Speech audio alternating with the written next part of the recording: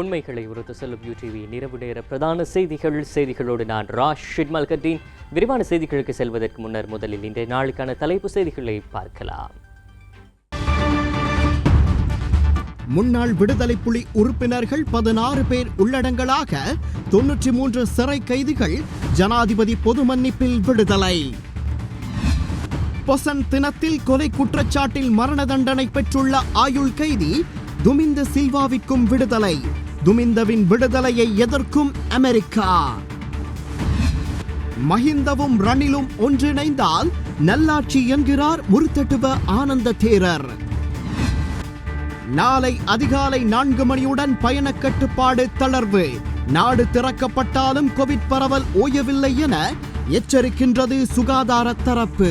අපිට සංචරණ සීමා ලිහිල් කරපු සැනින් සමහර විට හිතෙන්න පුළුවන් මේ රෝගයේ අවදානම අඩු වෙලාද කියලා. එහෙම අඩුවීමක් නෙවෙයි. முகக்கவசத்திற்கு விடை கொடுக்க தயாராகும் இத்தாலி. இவை எமது தலைப்பு செய்திகள். விரிவான செய்திகளில் முதலில் உள்நாட்டு செய்திகளை பார்க்கலாம்.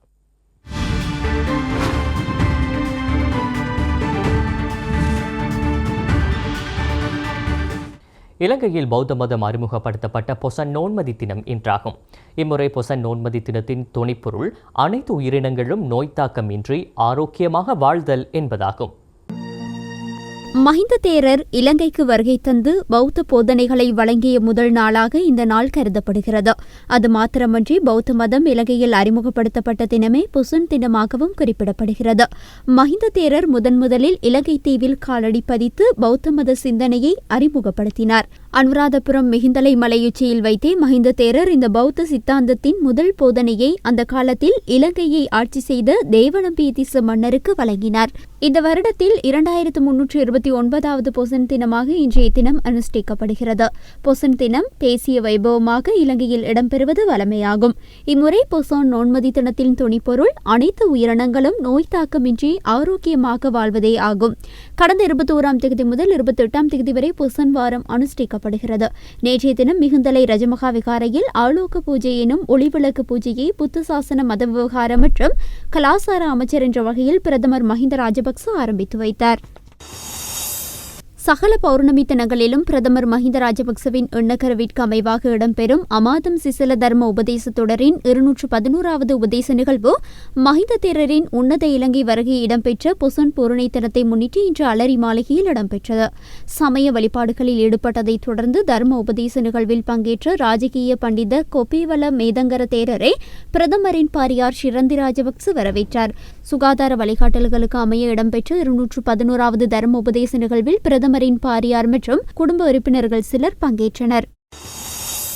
பொசன் பௌர்ணமி தினத்தை முன்னிட்டு பக்தர்களால் நிறைந்து காணப்படும் வரலாற்று சிறப்புமிக்க ஸ்ரீ தலதா மாளிகையில் இம்முறை எவ்வித பொதுமக்களுடைய பங்கு பற்றுதல் இல்லாமல் மத சடங்குகள் இடம்பெற்றன. பயண கட்டுப்பாடுகள் காரணமாக பொதுமக்களால் ஸ்ரீ தலதா மாளிகைக்கு வருகை தர முடியாமல் போனாலும் மத சடங்குகள் வழமை போன்று உரிய முறையில் இடம்பெற்றதாக தியவட்டனே நிலைமை குறிப்பிட்டார். ஏனைய பொசன் பௌர்ணமி தினங்களில் ஸ்ரீ தலதா மாளிகைக்குள் இடம்பெறும் மத போதனைகள் மற்றும் தான நிகழ்வுகள் எதுவும் இம்முறை இடம்பெறவில்லை என்பதும் குறிப்பிடத்தக்கது. சிறை தண்டனை விதிக்கப்பட்டிருந்த முன்னாள் நாடாளுமன்ற உறுப்பினர் துமிந்த சில்வா விடுதலை செய்யப்பட்டுள்ளார். துமிந்த சில்வாவுக்கு பொது மன்னிப்பு வழங்கும் ஜனாதிபதியின் தீர்மானம் இலங்கையின் சட்டத்தின் ஆட்சியை அலட்சியம் செய்யும் விதத்தில் அமைந்துள்ளதாக அமெரிக்கா தெரிவித்துள்ளது. ஜனாதிபதியின் விசேட பொது மன்னிப்பில் இன்று அவர் விடுதலை செய்யப்பட்டுள்ளதாக சிறைச்சாலைகள் ஊடக பேச்சாளர் தெரிவித்தார். இதேவேளை பயங்கரவாத தடை சட்டத்தின் கீழ் தடுத்து வைக்கப்பட்டிருந்த 16 பேர் இன்று விடுதலை செய்யப்பட்டுள்ளனர். முன்னாள் நாடாளுமன்ற உறுப்பினர் பாரத லக்ஷ்மண் பிரேமச்சந்திர கொலை வழக்கில் துமிந்த சில்வாவுக்கு கடந்த 2016ஆம் ஆண்டு ஆயுள் தண்டனை விதிக்கப்பட்டிருந்தது. கொழும்பு மேல் நீதிமன்றத்தில் இந்த தீர்ப்பை எதிர்த்து துமிந்த சில்வா தரப்பில் உச்ச நீதிமன்றத்தில் மேன்முறையீடு செய்யப்பட்டது. எனினும் உச்ச நீதிமன்றமும் மேல் நீதிமன்றத்தின் தீர்ப்பை உறுதிப்படுத்தியது. இந்நிலையில் அரசியல் பழிவாங்கல் தொடர்பில் கைதாகியுள்ளவர்கள் தொடர்பில் விசாரணை நடத்தும் குழு துமிந்த சில்வாவை விடுதலை செய்யுமாறு பரிந்துரை செய்திருந்தது. இதனால் ஜனாதிபதியின் பொது மன்னிப்பின் பெயரில் இன்று காலை விடுதலை செய்யப்பட்டுள்ளார் துமிந்த சில்வா. துமிந்த சில்வாவுக்கு பொது மன்னிப்பு வழங்கும் ஜனாதிபதியின் தீர்மானம் இலங்கை சட்டத்தின் ஆட்சியை அலட்சியம் செய்யும் விதத்தில் அமைந்துள்ளது என இலங்கைக்கான அமெரிக்க தூதுவர் அலைனா டெப்லிஸ் தெரிவித்துள்ளார். துமிந்த சில்வாவுக்கு பொது மன்னிப்பு வழங்கப்பட்டுள்ளமை சட்டத்தின் ஆட்சியை அலட்சியம் செய்யும் நடவடிக்கை.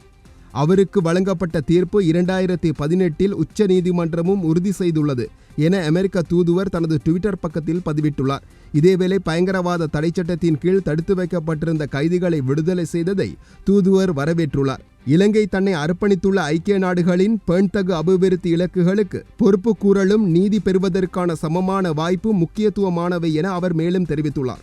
இதேவேளை பயங்கரவாத தடை சட்டத்தின் கீழ் தடுத்து வைக்கப்பட்டிருந்த 16 பேர் இன்று விடுதலை செய்யப்பட்டுள்ளனர். 2021 පොසොන් පොහොය දිනේ නිමිත්තෙන් අතිගරු ජනාධිපතිතුමා විසින් බන්ධනාගාර වැඳවියන්ට විශේෂ සමාවක් දීලා තියෙනවා.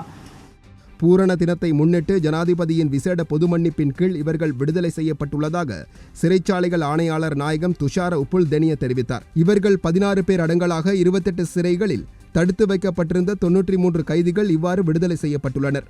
பயங்கரவாத தடை சட்டத்தின் கீழ் அனுராதபுர சிறைச்சாலையில் தடுத்து வைக்கப்பட்டிருந்த 15 பேரும், யாழ் சிறைச்சாலையில் தடுத்து வைக்கப்பட்டிருந்த ஒருவரும் இவ்வாறு விடுதலை செய்யப்பட்டுள்ளனர். கிளிநொச்சி, யாழ்ப்பாணம், சாவக்கச்சேரி, காங்கேசன்துறை மற்றும் மாத்தளை பகுதிகளை சேர்ந்தவர்களே இவ்வாறு விடுதலை செய்யப்பட்டுள்ளனர். நீண்ட காலம் விளக்கமறியல் சிறைச்சாலையில் அடைக்கப்பட்டு பின்னர் நீதிமன்ற உத்தரவுக்கு அமைய சிறையில் அடைக்கப்பட்டிருந்தவர்கள் ஆவர். இவர்களின் தண்டனை காலத்தில் உரிய முறையில் புனர்வாழ்வுக்கான பயிற்சிகளை இவர்கள் பெற்றுக் கொண்டுள்ளனர். இவர்களை தவிர சிறு குற்றங்களுக்காக சிறை தண்டனை அனுபவித்த 77 கைதிகளும் இவ்வாறு ஜனாதிபதியின் விசேட பொது மன்னிப்பின் கீழ் விடுதலை செய்யப்பட்டுள்ளனர். விடுதலை செய்யப்பட்ட அனைத்து கைதிகளும் PCR பரிசோதனைகள் மேற்கொள்ளப்பட்டுள்ளதுடன் வீடுகளில் தனிமைப்படுத்தல் செயற்பாடுகளில் ஈடுபடுமாறு அறிவிக்கப்பட்டுள்ளது. සෞඛ්‍ය ආරක්ෂිත ක්‍රමවේදය අනුව ඒගොල්ලන්ගේ නිවස තුළ නිරෝධායනය සඳහා விடுதலை செய்யப்பட்ட முன்னாள் போராளிகள் 3 கிளிநொச்சி சிறைச்சாலை அதிகாரிகளினால் உறவினர்களிடம் கையளிக்கப்பட்டனர். கைதிகளின் விடுதலை பின்னணியில் அரசியல் நாடகம் உள்ளதாக நுவரெலியா மாவட்ட நாடாளுமன்ற உறுப்பினர் ராதாகிருஷ்ணன் தெரிவித்துள்ளார். நல்லாட்சி அரசாங்கத்திலே கிட்டத்தட்ட 100க்கு மேற்பட்ட அரசியல் கைதிகள் விடுதலை செய்யப்பட்டார்கள். அந்த நேரத்தில் ஒரு நல்ல நோக்கோடு இதை செய்வதற்கான அன்றைய அரசாங்கம் திட்டமிட்டிருந்தது. இன்றைய அரசாங்கம் இதையும் ஒரு திட்டமாக செய்வதை நாங்கள் அவதானிக்கக்கூடியதாக இருக்கின்றது. 2 நாட்களுக்கு முன்பு நாமல் ராஜபக்ச அமைச்சர் அவர்கள் பாராளுமன்றத்திலே பேசி அரசாங்கத்துக்கு ஒரு நல்ல படத்தை காட்டி இப்பொழுது நாங்கள் வெளியிடுகின்றோம் என்று எல்லாம் பேசி ஒரு 16 பேரை விடுதலை செய்வதற்கான நடவடிக்கை எடுக்கப்பட்டிருக்கின்றது. இதை ஒரு சந்தேகம் எங்களுக்கு எழுகின்றது. கௌரவ நாமல் ராஜபக்ச அவர்களை அரசாங்கம் ப்ரொமோட் பண்றதுக்காக அவரை எதிர்காலத்திலே இந்த நாட்டினுடைய ஜனாதிபதியாக்குவதற்கு திட்டமிட்டு செயல்படுகின்றதா என்ற ஒரு சந்தேகமும் எங்களுக்கு எழுகின்றது. நேற்று இரவு 10 மணி முதல் அமுல்படுத்தப்பட்டுள்ள பயண கட்டுப்பாடு நாளை காலை 4 மணி வரையில் நடைமுறையில் உள்ளது. இதேவேளை யாழ்ப்பாணம், மட்டக்களப்பு மற்றும் குர்நாகல் மாவட்டங்களின் சில பகுதிகள் தனிமைப்படுத்தப்பட்டுள்ளன. ராணுவ தளபதி ஜெனரல் ஷவேந்திர சில்வா இதனை அறிவித்துள்ளார். இதற்கமைய யாழ்ப்பாணம் மாவட்டத்தின் யாழ்ப்பாணம் காவல்துறை பிரிவின் குருநகர் மற்றும் ரெக்லமேசன் மேற்கு முதலான கிராம சேவகர் பிரிவுகள் தனிமைப்படுத்தப்பட்டுள்ளன. மட்டக்களப்பு மாவட்டத்தில் காத்தான்குடி காவல்துறை பிரிவின் மஞ்சத்தொடுவாய் வடக்கு கிராம சேவகர் பிரிவு மற்றும் மஞ்சத்தொடுவாய் தெற்கு கிராம சேவகர் பிரிவின் ஜின்னா வீதியும், மண்முனை காவல்துறை பிரிவின் மாமாங்கம் கிராம சேவகர் பிரிவும் தனிமைப்படுத்தப்பட்டுள்ளன. குருநாகல் மாவட்டத்தில் எழுப்புகேதர கிராம சேவகர் பிரிவின் வில்கொட கிராமமும், கணுக்கெட்டிய கிராம சேவகர் பிரிவின் கணுக்கெட்டிய கிராமமும் தனிமைப்படுத்தப்பட்டுள்ளன.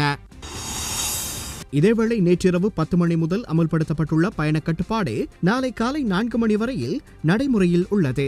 இந்நிலையில் கொழும்பின் இன்றைய தினம் போக்குவரத்து கட்டுப்பாடுகள் இவ்வாறு காணப்பட்டது. கடந்த 24 மணித்தியாலத்தில் மாத்திரம் தனிமைப்படுத்தல் சட்டத்தை மீறிய 442 பேர் கைது செய்யப்பட்டுள்ளதாக சிரேஷ்ட பிரதி போலீஸ் மா அதிபர் அஜித் ரோஹன தெரிவித்தார். சரியான முறையில் முகக்கவசம் அணியாமை, மாகாண எல்லைகளை கடந்தமை தொடர்பான குற்றச்சாட்டுகள் தொடர்பில் இவர்கள் கைது செய்யப்பட்டுள்ளனர். நாடளாவிய ரீதியில் இன்றும் சுற்றி வளைப்புகள் முன்னெடுக்கப்படுகின்றன. இன்றைய தினத்தில் சட்டவிரோத செயற்பாடுகளில் ஈடுபட்டமை தொடர்பில் கைது செய்யப்படுபவர்களுக்கு போலீஸ் பிணை வழங்கப்பட மாட்டாது. காத்தான்குடியில் மாலை 6 மணியுடன் பார்மசிகள் மூடப்பட வேண்டும் என்ற கோவிட் தடுப்பூசி செயலணியின் அறிவிப்பை மீறி இரவு நேரத்தில் திறக்கப்பட்டிருந்த பார்மசி ஒன்றுக்கு நேற்றிரவு சுகாதார அதிகாரிகளால் சீல் வைக்கப்பட்டது. காத்தான்குடி சுகாதார வைத்திய அதிகாரி பிரிவில் கொரோனா தொற்றாளர்களின் எண்ணிக்கை நாளாந்தம் அதிகரித்து வருவதால் அத்தியாவசிய வர்த்தக நிலையங்களை மாத்திரம் மாலை 6 மணி வரை திறந்திருக்குமாறு காத்தான்குடி கோவிட் செயலணி வேண்டுகோள் விடுத்திருந்தது. குறித்த வேண்டுகோளை மீறி மாலை 6 மணிக்கு பின்னரும் திறந்து வியாபார நடவடிக்கையில் ஈடுபட்ட பார்மசிக்கு இவ்வாறு சீல் வைக்கப்பட்டுள்ளது. பயணக்கட்டுப்பாடு தளர்த்தப்பட்டவுடன் நாட்டில் கோவிட் தொற்று நிலை குறைவடைந்துள்ளதாக மக்கள் கருத முடியாது என்றும் பல இடங்களில் கோவிட் தொற்று வேகமாக பரவி வருவதாகவும் அரசு மருத்துவ அதிகாரிகள் சங்கம் தெரிவித்துள்ளது. குறிப்பாக கொக்கல, ரத்னபுரே மற்றும் சீதாபக்க பிரதேசங்களில் அதிக அளவில் தொற்றாளர்கள் பதிவாகியுள்ளதாக வைத்தியர் பிரசாத் கொலம்பகே தெரிவித்தார்.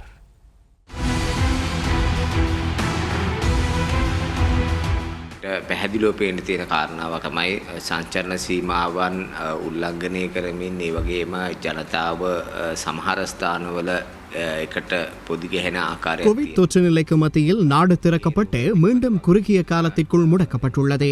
இருப்பினும் ஆங்காங்கே மக்கள் சில இடங்களில் ஒன்று கூடுவதை அவதானிக்க முடிகின்றது.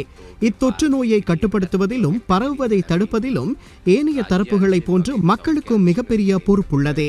இந்நிலையில் இத்தொற்றானது சில இடங்களில் மிகவும் வேகமாக பரவி வருகின்றது.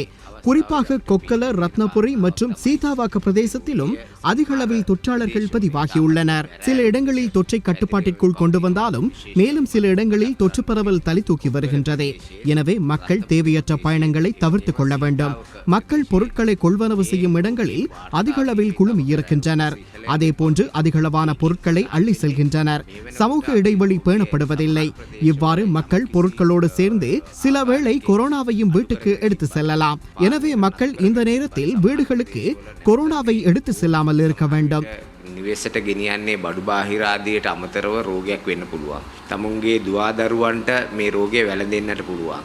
මේ අවස්ථාවේදී ජනතාව මේ රෝගය තමුන්ගේ ගෙදරට ගෙනියන්න නැතුව වළක්වා ගත හැකි සියලුම ක්‍රියාමාර්ග ගන්න අපිට සංචරණ සීමා ලිහිල් කරපු සැනින් සමහර විට හිතෙන්න පුළුවන් මේ රෝගයේ අවදානම අඩු වෙලාද කියලා. එහෙම අඩුවීමක් නෙවෙයි.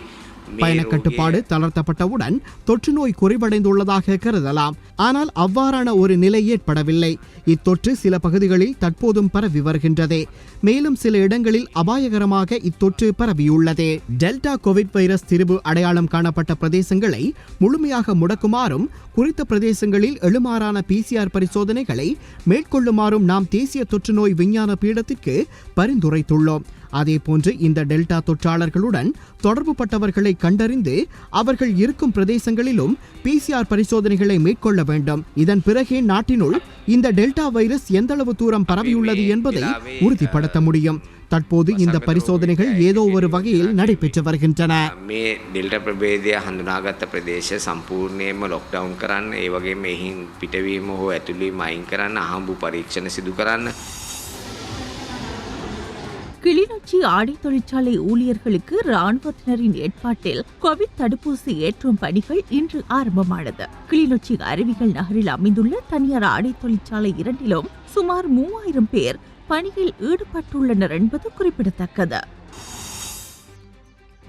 நுவரெலியா மாவட்டத்தில் அதிகரித்து வரும் கோவிட் தொற்று பரவலை கட்டுப்படுத்துவதற்காக இன்று பல பொது சுகாதார வைத்திய அதிகாரிகள் பிரிவுகளில் தடுப்பூசி வழங்கும் நடவடிக்கைகள் இடம்பெற்றன. இதற்கமைவாக ஹெட்டன் கல்வி வலயத்துக்குட்பட்ட மகாவலி ஜனாதிபதி வித்தியாலயத்தில் ருவன்புர கிராம சேவகர் பிரிவின் 390 பேருக்கு சைனோஃபார்ம் தடுப்பூசியின் முதலாவது டோஸ் ஏற்றப்பட்டது. நுவரெலியா மாவட்டத்தில் கடந்த அக்டோபர் மாதத்திலிருந்து 23ஆம் தேதி வரையான காலப்பகுதியில் 13 பொது சுகாதார வைத்திய அதிகார பிரிவுகளில் இதுவரை 6285 வரையிலான கோவிட் தொற்றாளர்கள் பதிவாகியுள்ளனர். நேற்றைய தினம் மாத்திரம் பொகவந்தலாவ, திம்புள்ள, பத்தன, நுவரெலியா, உடப்புசலாவ, நோர்வுட், வட்டவள உள்ளிட்ட பல பகுதிகளில் சுமார் 148 கோவிட் தொற்றாளர்கள் அடையாளம் காணப்பட்டுள்ளனர். நேற்றைய தினம் நாட்டில் 2196 கோவிட் தொற்றாளர்கள் பதிவாகியுள்ளனர். இதில் 18 பேர் வெளிநாடுகளில் இருந்து நாடு திரும்பியுள்ளனர். நேற்றைய தினம் கம்பா மாவட்டத்தில் அதிகூடிய கோவிட் தொற்றாளர்கள் பதிவாகியுள்ளனர். கம்பா மாவட்டத்தில் 436 பேரும், களுத்துறை மாவட்டத்தில் 324 பேரும், கொழும்பு மாவட்டத்தில் 318 பேரும், ரத்னபுரி மாவட்டத்தில் 178 பேரும், குருநகல் மாவட்டத்தில் 121 பேரும், மட்டக்களப்பு மாவட்டத்தில் 115 பேரும் பதிவாகியுள்ளனர். இதேவேளை ஏனைய 19 மாவட்டங்களில் 686 கோவிட் தொற்றாளர்கள் கண்டறியப்பட்டுள்ளனர். இதேவேளை கடந்த ஜூன் 22ஆம் தேதி 65 கோவிட் மரணங்கள் பதிவாகியுள்ளதாக சுகாதார சேவைகள் பணிப்பாளர் தெரிவித்துள்ளார். இதற்கமைய மொத்த கோவிட் மரணங்களுடைய எண்ணிக்கை 2769 உயர்வடைந்துள்ளது. இன்று மாலை 6 மணி வரையில் மேலும் 1228 கோவிட் தொற்றாளர்கள் பதிவாகியுள்ளனர். எனவே நாட்டில் இதுவரை பதிவாகியுள்ள மொத்த கோவிட் தொற்றாளர்களுடைய எண்ணிக்கை 2,47,337 உயர்வடைந்துள்ளது. இவர்களில் 2,12,825 பேர் குணமடைந்துள்ளனர். 31,743 தொற்றாளர்கள் தொடர்ந்தும் வைத்தியசாலைகளில் சிகிச்சை பெற்று வருகின்றனர்.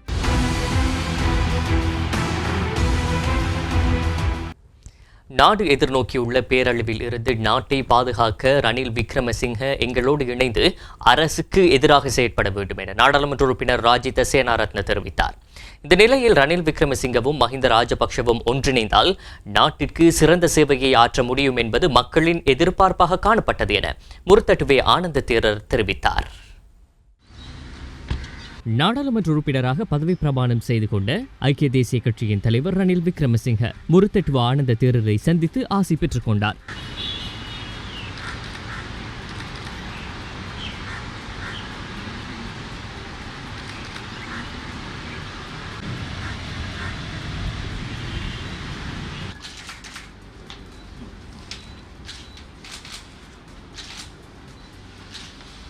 පාර්ලිමේන්තුව තුළ ඉන්න ඕන නායකයෙක් තමයි රනිල් වික්‍රමසිංහ මහත්මයා. மக்களதும் நாட்டினதும் பிரச்சினைகளில் கவனம் செலுத்தாமல் தத்தமது தனிப்பட்ட பிரச்சினைகளிலேயே முழு அமைச்சரவையும் கவனம் செலுத்துகின்றது. பாரிய எதிர்பார்ப்புகளுடன் புதிய தலைவர் ஒருவரை தெரிவு செய்த மக்கள் இன்று எம்மை குறை கூறுகின்றனர். எனவே இலங்கையின் சிறந்த அரசியல் தலைவரான ரணில் விக்ரமசிங்கவிடமிருந்து மீண்டும் நாட்டுக்கு சிறந்த சேவைகளை எதிர்பார்க்கின்றோம். ரணில் விக்ரமசிங்க மஹிந்த ராஜபக்ஷ ஒன்றிணைந்தால் நாட்டுக்கு சிறந்த சேவையை ஆற்ற முடியும் என்பது மக்களின் எதிர்பார்ப்பாக காணப்பட்டது. நாடாளுமன்றத்தின் மிக சிறந்ததொரு தலைவர் ரணில் விக்ரமசிங்க ஆவார். கடந்த காலங்களில் ரணில் விக்ரமசிங்கவின் மூளையும் மஹிந்த ராஜபக்ஷவின் உடலையும் ஒன்றிணைத்தால் நாட்டு மக்களுக்கு பாரிய சேவையை ஆற்ற முடியும் என்ற எதிர்பார்ப்பு மக்கள் மத்தியில் காணப்பட்டது. රනිල් වික්‍රමසිංහ මැතිතුමාගේ ඔළුවත් මහින්ද මහත්තයාගේ ශරීරයත් එකට එකතු කළොත් ගොනකොළොත් මේ රටට විශාල සේවාවක් කරන්න පුළුවන් කියන හැඟීම මේ රටේ ජනතාවගේ මුඛයෙන් පිහිටි වෙච්ච දෙයක්. මම කියන එකක් නෙමෙයි. මම අද එකක්වත් නෙමෙයි.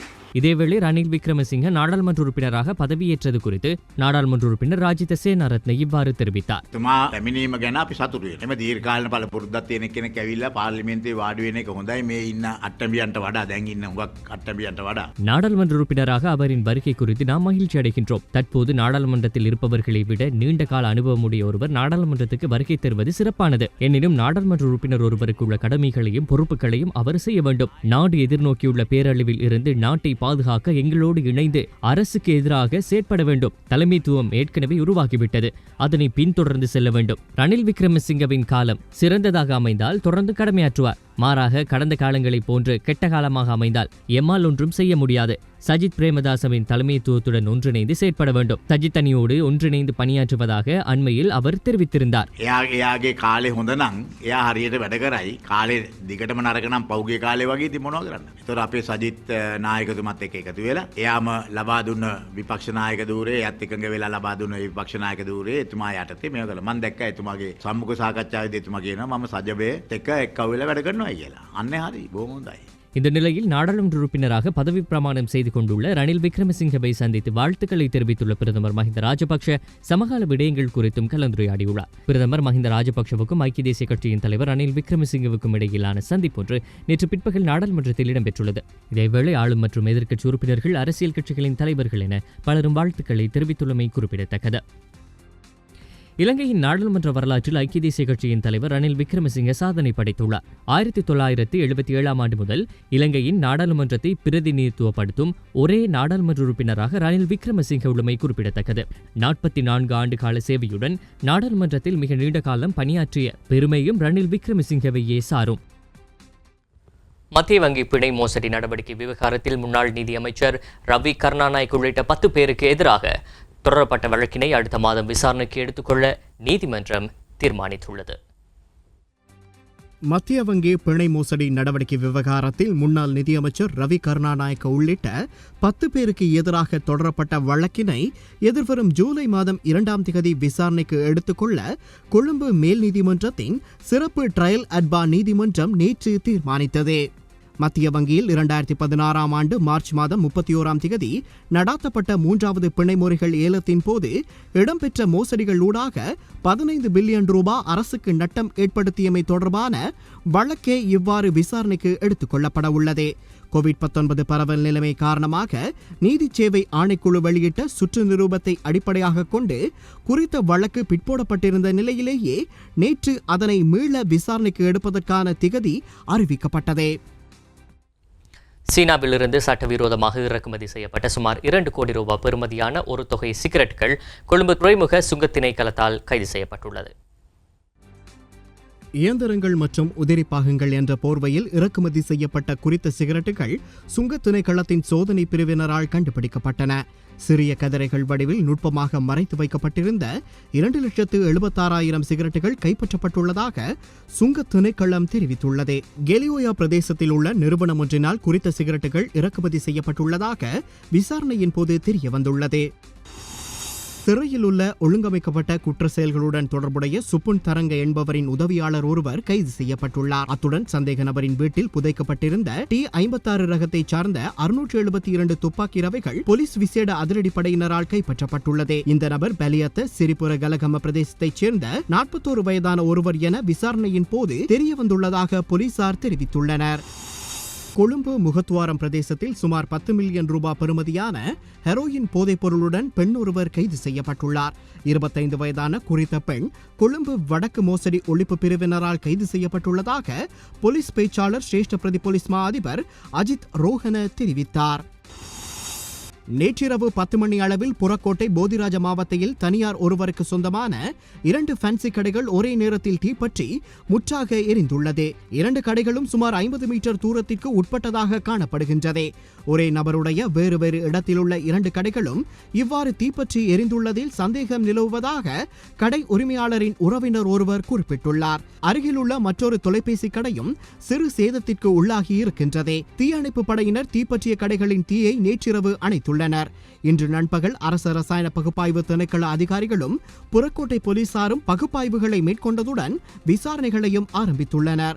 இலங்கை மின்சார சபையினரும் பரிசோதனை நடவடிக்கைகளை மேற்கொண்டுள்ளனர்.